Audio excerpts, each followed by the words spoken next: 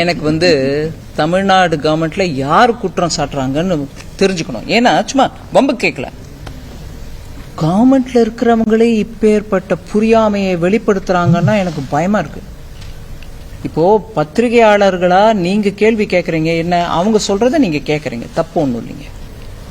ஆனா ஜிஎஸ்டில தமிழ்நாட்டில் வருவாய் நிறைய இருக்கு, மத்திய அரசுக்கு கொடுக்கறாங்க. முதல்ல அதே தப்பு. ஜிஎஸ்டிக்கு ஒரு கவுன்சில் இருக்கு, அது கான்ஸ்டிடியூஷனல் பாடி. கலெக்ட் பண்ற ஒவ்வொரு வரியும் 50% சென்டருக்கு 50% ஸ்டேட்டுக்கு போயிடுது. எங்களோட வர 50%ல திருப்பி 41% ஸ்டேட்டுக்கு போகுது. சோ நீங்க கால்குலேட் பண்ணிக்கங்க, 100 ரூபாயில கிட்டத்தட்ட 72 ரூபா ஸ்டேட்டுக்கு போயிட்டு இருக்கும்போது மத்திய அரசுக்கு எங்களுக்கு என்ன கொடுக்கறாங்க? இங்க ஜாஸ்தி கலெக்ட் பண்ணிக்கிட்டு நாங்க அதை எடுத்துட்டு போய் எங்க யாருக்கு கொடுக்கறோம்?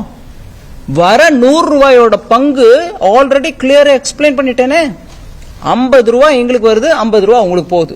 எங்களுக்கு வர 50 ரூபாயுமே 41% அங்க ஸ்டேட்டுக்கு போகுதுங்க. சோ எங்களுக்கு மிஞ்சறது எவ்வளவு பாத்துக்கோங்க, 39 ரூபாய் மிஞ்சது. மீதி எல்லாம் இங்க போகுது, ஸ்டேட்ஸ்க்கு போகுது. நான் ஒரு தமிழ்நாட்டுக்கு போகுதுன்னு நான் சொல்லல.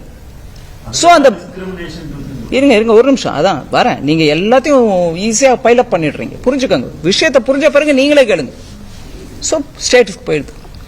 அந்த ஸ்டேட்டுக்கு போக வேண்டிய அந்த 50 பிளஸ் 41 எத்தனை ஒரு ஸ்டேட்டுக்கு போனோம்ன்றத ஃபார்முலா கொடுக்கிறது ஃபைனான்ஸ் கமிஷன். அது இன்னொரு கான்ஸ்டிடியூஷனல் பாடி. அவங்க சொன்ன ஃபார்முலா பத்தி, அவங்க சொன்ன ஃபார்முலா எவ்வளவு இருக்கோ அவ்வளவு நான் கொடுக்க வேண்டிய கடமை என் மேல இருக்கு. அதை நான் குறைக்கவோ கூட்டவோ எனக்கு அதிகாரம் இல்லை. இது ஸ்டேட்டுக்கு நல்லா தெரியும். ஒருவேளை இப்ப வர பங்கு எங்களுக்கு சரி போகாது, நாங்க நிறைய கொடுக்கறோம், அதனால எங்களுக்கு நிறைய வேணும் அப்படின்னீங்கன்னா ஃபைனான்ஸ் கமிஷன் போய் உட்காந்து சொல்லுங்க, நீங்க கொடுக்கற ஃபார்முலேஷன் எங்களுக்கு ஒத்து வராதுங்க, எங்களுக்கு இப்படி இருக்கு விவகாரம், எங்களுக்கு நீங்க குறைச்சு கொடுக்குறீங்க, மீதி ஸ்டேட்டுக்கு நிறைய கொடுக்குறீங்கன்னு சொல்லிக்கங்க. அப்போ நான் இன்னும் ஒரே வருஷம் இந்த விஷயத்தோட பேசும்போது நம்ம மனசுல வச்சுக்கணும் சில ஃபேக்ட்ஸ். கொங்குக்காரங்க தமிழ்நாட்டுக்கு வரும்போது பங்கு, எங்க கொங்கு பங்கு ஜாஸ்தியா இருக்கணும் நீங்க சொல்லிக்கங்க. லாஜிக்கல் தாங்க. அந்தந்த மாவட்டமும் தன்னுடைய ரெவென்யூ பார்த்துக்கிட்டு எனக்கு வர வேண்டியது இவ்வளவு, எனக்கு அவ்வளவு கொடுக்கல நீங்க ஸ்டேட்டு அப்படின்னு கேட்டீங்கன்னா, உங்க கணக்குலயே நீங்க பாருங்க, தமிழ்நாட்டில் பெரம்பலூரோ விருதுநகரோ ராமநாதபுரமோ தூத்துக்குடிக்கோ எவ்வளவு பணம் போகும்? எல்லாம் கோயம்புத்தூருக்கு தான் வரணும், இல்ல சென்னைக்கு தான் போகணும். சோ அந்த பிரின்சிபலையும் நம்ம புரிஞ்சுக்கிட்டே பேசணும்.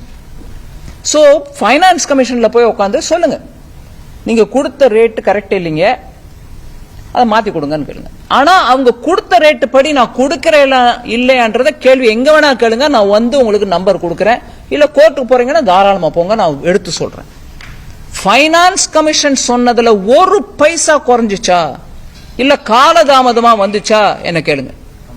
காலதாமதம் என்ன, சில சமயம் நான் அட்வான்ஸா 2 மாசம் கொடுக்க வேண்டியது முதல் மாசமே கொடுத்துடுறேன்.